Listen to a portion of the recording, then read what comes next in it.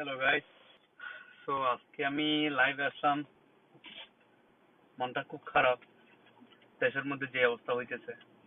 তো যেদিন আমি প্রথম ঘটনাটা শুরু হয়েছে না, সেদিন আমি জেমিনি জিজ্ঞেস করছিলাম যে জেমিনি, পৃথিবীর মধ্যে এমন কোন দেশ আছে যেখানের মধ্যে তাদের ফ্রিডম ফাইটারের জন্য কোটা রাখা আছে? তখন জেমিনি আমার তিনটা দেশের লিস্ট দিছে, বুঝছেন?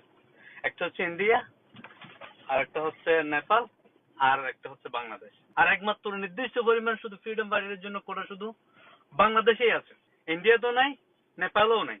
মানে এত খারাপ লাগতেছে, মানে দেশের কথাটা চিন্তা করে। আর মানলাম বাংলাদেশের মধ্যে এমন কোনো মানুষ নেই যে ফ্রিডম ফাইটারের ডিসরেসপেক্ট করবে, বুঝছেন? হ্যাঁ, কিছু মানুষ ছিল হয়তো যারা পাকিস্তানের পক্ষে কথা বলছে, তবে তাদেরকেও যে ভালো মানুষ আমি তো মনে করি না। কারণ কি, তারা সুবিধাবাদী ছিল। দেশের মধ্যে এত অত্যাচার হওয়ার পরে যারা স্বাধীনতার বিরুদ্ধে ছিল তারা সুবিধাবাদী ছিল, এবং তারা কোনো মুসলিম হইতে পারে না।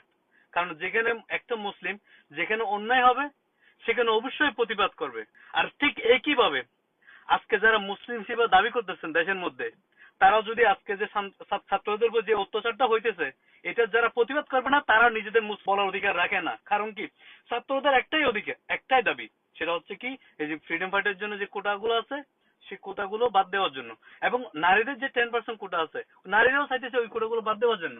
তো এখানে সরকারের কে? জনগণ যদি চায়, সরকারের উচিত জনগণের কথাটা মানি নেওয়া। সরকারের উচিত না যে কি নিজে যা চায় তা সে ধরনের রুল ক্রিয়েট করা। তো খুব খারাপ লাগতেছে, আমরা এমন একটা দেশের মধ্যে বাস করতেছি যে দেশের মধ্যে আমাদের কথা বলার অধিকারটা পর্যন্ত আমাদের নাই। অনেকগুলো মায়ের যে আজকে বুক খালি হয়ে গেল, এই দায়িত্বটা খেয়ে নিবে। আরেকটা সুস্থ ছাত্রলীগ, আমি জানি ছাত্রলীগ আপনারা করেন, সমস্যা নাই। আমার বাবাও কিন্তু আওয়ামী লীগের সাপোর্টার। আমি কিন্তু পার্সোনালি শেখ হাসিনার পছন্দ করতো। তার যে কার্যকলাপ, ওনার পছন্দ করার কোনো কারণ আমি দেখতেছি না। একটা মানুষ আমরা ততক্ষণ পর্যন্ত ফলো করবো যতক্ষণ পর্যন্ত সে ভালো জিনিসগুলো পালন করে, তার নিজের দায়িত্বটা পালন করে। আর আজকে আমাদের প্রধানমন্ত্রী কিন্তু ওই দায়িত্বটা পালন করতেছে না। তো সেজন্য ওনারা আমি পছন্দ করে ওই কথাটা বলতে পারতেছি না। আর আপনারা যারা মনে করেন যে কি, মানে নিজেরাই তো আপনার মানে অন্ধভক্ত মনে করেন, মানে কোনো কিছু আপনার নিজের মেধাটার ইউজ না করে শুধু পাগলের মতো আপনি পুরো কথা দেখেন, তাদের আমি মনে করি না মানে এই জিনিসটা আপনাদের করা উচিত, বুঝছেন? তো চিন্তা করেন, মাত্র 30% মানুষের কাছে আজকে আমরা বন্দী হয়ে গেলাম। আর ওইখানের মধ্যে মানে তাদের নাতিপতি যেগুলো আছে, আরে ভাই, আপনাদের বাবার সমর্থ ছিল বা কোনো কারণে তারা যুক্ত হয়ে গেছে আর কি। তো এখন কি আপনারা যদি চিন্তা করেন যে কি, এই আপনাদের দাদার কারণে আপনারা বেনিফিট নিবেন, ঠিক একইভাবে কি আপনাদের যে বাবারা যে কারাপশন করতেছে ওই কারাপশনের দায় কি আপনারা নিবেন? আপনারা তো নিবেন না। তো এখন আমাদের দেশের মধ্যে মানুষের এমন একটা চিন্তাধারা ক্রিয়েট করতে হবে যে হ্যাঁ, এরা যদি এই জিনিসটা যদি এরা দাবি করে, এই যে নাতিপুতিরা যদি ওদের দাদার যে ফ্রিডম ফাইটারের বেনিফিটের দাবি করে, ঠিক একইভাবে যে সমস্ত নেতাকে তারা কি করতেছে, আজকে দেশের মধ্যে কারাপশন করতেছে, তাদের ছেলেবেলারাও কি ঠিক তারাও যেন সেই শাস্তিটা পায়। তো এখানের মধ্যে আমার মনে হয় না কোনো নেতাই খালি পাওয়া যাবে, যাদের মধ্যে খুদ প্রধানমন্ত্রীর যে বাসার চাকর যদি 400 কোটি টাকার মালিক হয়ে যায়, সেদের মধ্যে প্রধানমন্ত্রীর যে মন্ত্রী মিনিস্টার গুলো আছে তাদের এতগুলো টাকা কোথা থেকে আছে? তার মানে কি, তাদের প্রত্যেকজনে শাস্তি পাওয়ার উপযুক্ত, তারা প্রত্যেকজনে কারাপ্টেড। আমি মনে করি সবাই কারাপ্টেড, অবশ্যই কিছু ভালো লোক তো আছেই। ভাই, দেশের মধ্যে সংস্কার দরকার, এখনই আপনারা সংস্কারটা করে নেন, আর না হলে দেশটা ভবিষ্যৎ অন্ধকারের দিকে যাবে। আর যে দেশের মধ্যে ছাত্রদের উপরে গুলি চলতে পারে, আমি মনে করি না সেই দেশ কোনো ভালো দিকে যাচ্ছে। ছাত্ররাই হইতেছে কি দেশের একটা ভবিষ্যৎ, আর সেই ভবিষ্যতের দিকে আপনারা গুলি করতেছে। তার মানে কি, দেশটাকে আপনি কি শরীর শাসকের দিয়ে নিয়ে যাচ্ছে? হ্যাঁ, ওই তো অলরেডি তো কিছুটা চলে গেছে, কিন্তু এখন উচিত আমাদের এটা থামানো। আর দেশের মধ্যে একটা চেঞ্জ দরকার। আর দেশের মধ্যে চেঞ্জ বলতে কি, এই যে দেখেন, সারা পৃথিবীর যে সমস্ত উন্নত দেশ আছে, সেই উন্নত দেশগুলোর মধ্যে কোন জায়গার মধ্যে আপনার 2 মেয়াদের চেয়ে বেশি ক্ষমতায় থাকার অধিকার নাই। কোন প্রেসিডেন্ট, কোন মন্ত্রী, কোন দ্বারা আমলা 2টার মধ্যে বেশি থাকা উচিত না।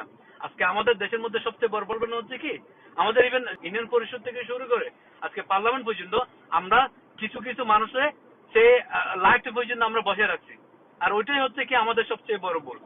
এখনই আমাদের চেঞ্জ দরকার, এখনই রুল করা দরকার যে কি, আমরা কোন মেম্বার চেয়ারম্যান থেকে শুরু করে পার্লামেন্টের মেম্বার পর্যন্ত কেউ 2টার মধ্যে বেশি থাকতে পারবে না। এই 2টার মধ্যে বেশি থাকার কারণে ওরা কি করে, এই যে আমাদের পবিত্র পলিটিক্যাল জিনিসটারে ওরা মনে করে ওদের বাবের সম্ভব, ওরা মনে করে আমরা জনগণ যারা আছে তারা মনে করে যে কি ওদের চাকর। সেটা আমাদেরই ভুল। সে হোক আপনার ভাই, সে হোক আপনার বাপ, দেশকে আমাদের সবচেয়ে আগে প্রাধান্য দিতে হবে। নিজের সামান্য লাভের জন্য আমরা 10টা মানুষের ক্ষতি করতে পারি না। খুব খারাপ লাগে যখন দেখি যে কি দেশের মধ্যে এতগুলো ছেলে মারা যাচ্ছে। আর আমি জানি না মানে এই যে মন্ত্রীগুলা যে বলে যে কি একটা মন্ত্রী মানে স্বরাষ্ট্রমন্ত্রী এই যে বললো যে কি মানে প্রত্যেকটা বাংলাদেশি যারা বাইরে থাকে তাদের একটা নির্দিষ্ট পরিমাণ টাকা বাংলাদেশ দেবো। কি এখানের মধ্যে কি সরকার কি আমাদের পিছনে ইনভেস্ট করছে যে আমরা বাংলাদেশের মধ্যে টাকা দিব? ওইটা আমাদেরই, আমরা টাকা দিব কিনা দেবো না ওইটা আমাদের ইচ্ছা, আপনারা বলার। আর একটা সুস্থ মানুষ ওইরকম কোনো কিছু বলতে পারে না।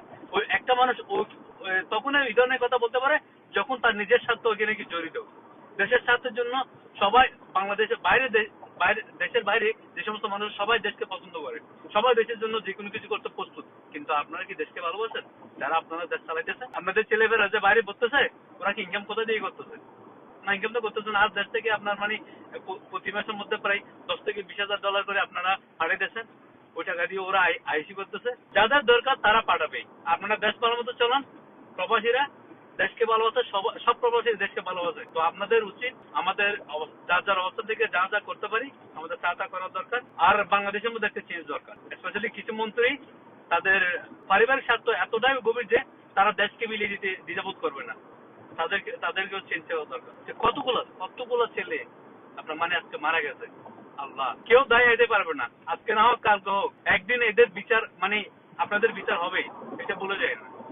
এতগুলো ছেলে যে মারছেন বাংলাদেশের ছাত্র আজকে তো বলবে না যে 1952 সালে যে আমাদের ভাষা আন্দোলনের সময় যে কি এই যে মানে 7-8 জন মারা যাওয়ার কারণে আর আজকে আমরা ওদের স্মরণ করতেছি। ঠিক একইভাবে আজকে কোটা আন্দোলনের কারণে যতগুলো ছাত্র মারা যাচ্ছে না সবগুলোর একদিন আমরা স্মরণ করব। আর এই যে কুলাঙ্গার, যে সমস্ত কুলাঙ্গার গুলো এদের পিছনে নাটি নাচতেছেন না, আপনাদের সাথে একদিন হবেই। একটা সিম্পল একটা জিনিস আপনারা মানে এত কমপ্লিট করে ফেলছেন নিজের স্বার্থের জন্য, দলীয় স্বার্থের জন্য।